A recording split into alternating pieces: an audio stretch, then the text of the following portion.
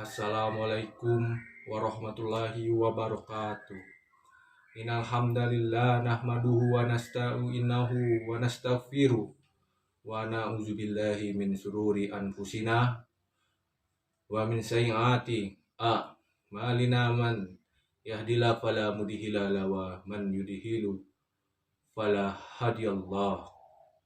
Asyhadu an la ilaha illallah wahdahu la syarikalah wa asyhadu anna Muhammadan abduhu wa rasuluh la nabiyya ba'da. Allahumma sholli wa sallim wa barik ala sayyidina Muhammad wa ala alihi wa sahbihi ajmain. Amma ba'du. Ya ayuhan nas usyukum wa nafsi bitaqullah wa ta'atihi la'allakum tuflihun. Ya ayyuhallazina amanu taqullaha haqqa tuqatihi wa la tamutunna illa wa antum muslimun. Hadirin jamaah Jumat yang berbahagia, insya Allah selalu berada dalam naungan rahmat dan hidayah Allah subhanahu wa ta'ala. Dan tidak henti-hentinya kita panjatkan puja dan puji syukur kepada Allah subhanahu wa ta'ala yang telah memberikan kita nikmat iman Islam dan ihsan karunia yang teramat besar yang Allah karuniakan kepada hamba-hambanya. Semoga kita selalu termasuk yang mendapatkan hidayahnya serta berada dalam keadaan iman dan Islam hingga akhir hayat kita. Amin. Amin ya rabbal alamin. Dan tentunya kita bersyukur kepada Allah atas nikmat yang masih diberikan kepada kita, sehingga pada kesempatan ini kita masih dapat beribadah kepadanya, mengingatnya, serta memujinya. Sebuah pujian hanyalah layak dimiliki oleh Allah. Alhamdulillah, segala puji hanya milik Allah. Sungguh tidaklah pantas bagi manusia untuk mengharapkan pujian, dan tidak pantas bagi manusia untuk merasa telah berjasa. Karena sesungguhnya segala pujian hanya milik Allah semata, dan tentunya salawat serta salam selalu tercurahkan tidak henti-hentinya junjungan Nabi besar Muhammad Shallallahu Alaihi Wasallam serta keluarganya, kerabatnya, dan para sahabatnya.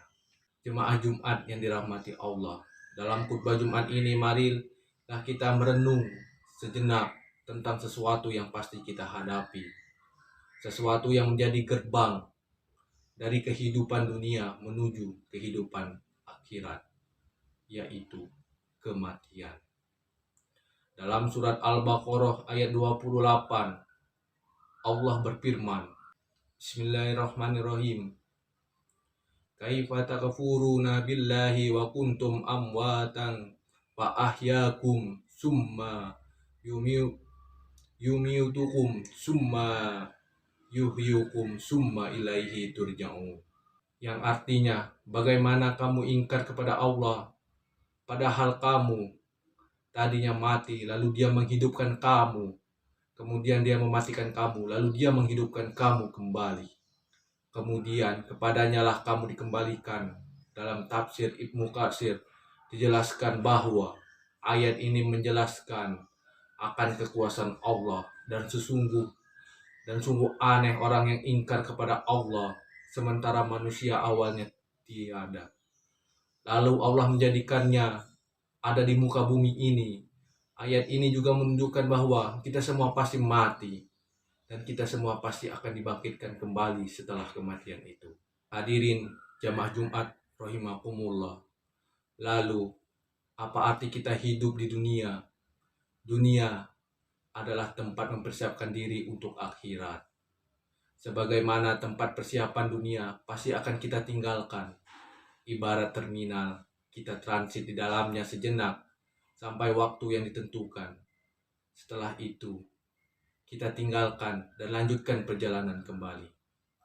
Bila demikian tabiatnya, mengapa kita terlalu banyak menyita hidup untuk keperluan dunia diakui atau tidak dari 24 jam jatah usia kita?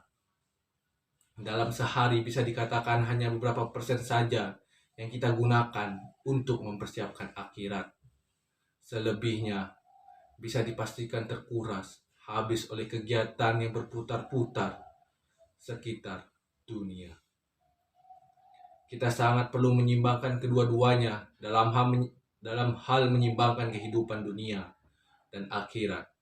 Rasulullah Shallallahu Alaihi Wasallam bersabda, yang artinya, bertakwalah kepada Allah di mana saja kamu berada, iringilah keburukan dengan kebaikan, niscaya Ia akan menghapusnya. Dengan bergaulilah manusia dengan akhlak yang baik, Tirmizi dengan derajat hasan. Coba kita ingatkan lagi nikmat Allah yang tak terhingga. Setiap saat darah mengalir dalam tubuh kita. Tapi mengapa kita melalaikan itu semua? Detakan jantung tidak pernah berhenti. Kedipan mata yang tak terhitung berapa kali dalam sehari. Selalu kita nikmat, tapi kita semua sengaja atau tidak sengaja lalu melupakan hal itu. Kita sering mudah berterima kasih kepada seseorang berjasa kepada kita sementara. Kepada Allah yang senantiasa memanja kita menikmati kenikmatannya, kita seringkali memalingkan ingatan akibat. Kita akan lupa apa akhirat dari sini. Dunia selalu menghabiskan waktu kita, sedangkan dengan ingat kematian akan mendorong seseorang untuk mempersiapkan bekal kematian. Menghindari perbuatan-perbuatan yang menjurus kepada kemaksiatan yang mendorong untuk berperilaku takwa. Hadirin jamaah Jumat yang berbahagia. Maka apa saja kewajiban kita dalam kehidupan ini sebagai persiapan diri kita sebelum menghadapi kematian? Tentunya ada banyak hal, namun setidaknya ada 3 hal yang akan kita bahas pada kesempatan berharga ini. Pertama, beramal sebaik mungkin. Dalam surat Al-Mulk ayat 1-2, Allah berfirman, Tabarakalladzi biyadihi muluk wa huwa ala kulli syai'in qadir. Yang artinya, Maha suci Allah yang menguasai segala kerajaan dan Dia maha kuasa atas segala sesuatu. Allazi khalaqal mauta wal hayata liyabluwakum ayyukum ahsanu amalan wa huwa azizul ghafur. Yang artinya, yang menciptakan mati dan hidup untuk menguji kamu, siapa di antara kamu yang lebih baik amalnya, dan Dia memperkasa, maha pengampun. Seperti apakah amalan yang terbaik itu? Salah satu indikatornya adalah pekerjaan. Itu dilakukan dengan istiqomah. Dalam hadis riwayat Abu Hurairah, Rasulullah SAW bersabda, ma'alil adawamuhu wa innu qola. Yang artinya sesungguhnya sebaik-baiknya pekerjaan adalah yang rutin, meskipun itu sedikit. Beramal sebaik mungkin juga berarti bahwa pekerjaan itu kita lakukan dengan seikhlas mungkin, semaksimal mungkin, dan dengan sesempurnaan mungkin. Interaksi kita kepada Allah maupun kepada sesama manusia, dalam tiap amal kita praktikkan dalam diri kita bahwa bisa jadi itu adalah amal terakhir kita. Masirul muslimin rahimakumullah. Yang kedua, menyiapkan amal yang terus mengalir pahalanya. Di antara yang dapat kita persiapkan adalah dengan memperbanyak amal jariah, ilmu yang bermanfaat, serta mendidik anak kita menjadi anak yang soleh, yang dapat mendoakan kita kelak. Sebagaimana hadis Rasulullah SAW diriwayatkan oleh Abu Hurairah bahwa Rasulullah SAW bersabda, jika manusia mati maka terputuslah amalnya kecuali 3 perkara: sedekah jariah, ilmu yang diambil manfaatnya, dan anak soleh yang selalu mendoakan orang tuanya. Yang ketiga, berdoa agar diberikan husnul khotimah. Apakah itu husnul khotimah? Di antara tanda utama husnul khotimah itu adalah apabila ia mengucap kalimat la ilaha illallah di akhir hayatnya. Dalam sebuah hadis sahih yang diriwayatkan oleh Abu Daud, Rasulullah SAW bersabda, yang artinya barang siapa yang akhir perkaranya atau perkataannya adalah la ilaha illallah, maka dia akan masuk surga. Selain usaha dengan segenap amal untuk mencapai husnul khotimah, kita juga harus berdoa agar Allah memberikan kita keistimewaan. Salah satunya berdoa untuk meminta husnul khotimah adalah sebagaimana yang diajarkan oleh Nabi Yusuf yang terekam dalam surat Yusuf ayat 101, yang artinya, wahai Tuhan pencipta langit dan bumi, Engkaulah pelindung di dunia dan di akhirat. Wakafkanlah aku dalam keadaan muslim dan gabungkanlah aku dengan orang yang soleh. Semoga kelak kita termasuk hamba Allah yang beramal baik selama hidup kita, meninggal dalam keadaan husnul khotimah dan berkesempatan bertemu dengan yang di surga. Amin. Amin ya rabbal alamin. Alhamdulillahillazi amarona bi'id somi bihabillah ashadu an la ilaha illallah waddahu la syarikala wa ashadu anna muhammad abduhu wa rasuluh la nabiyya ba'da. Allahumma sholli ala sayyidina Muhammad wa ala alihi wa sahbihi wa man tabi'a huda amma ba'du.